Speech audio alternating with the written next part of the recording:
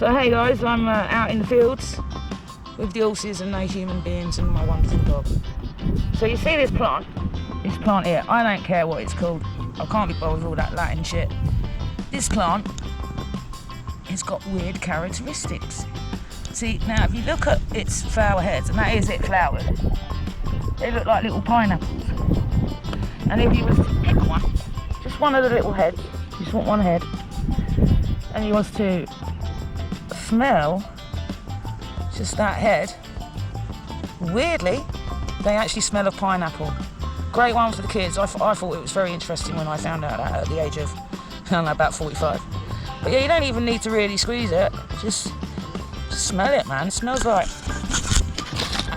pineapple. Yeah, just give it a little. Yeah, it's very weird, but it's not related to pineapple. It's nothing to do with pineapple. It's just a plant, just a wild plant.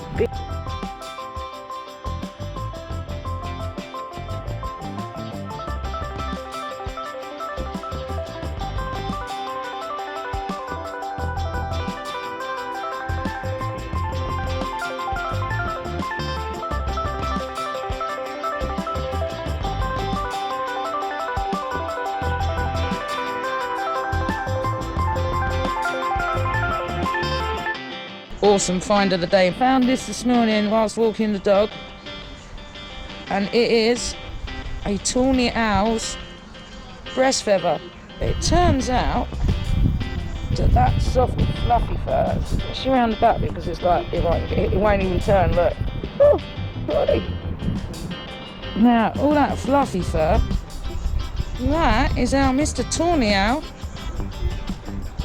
moves through the air with silence.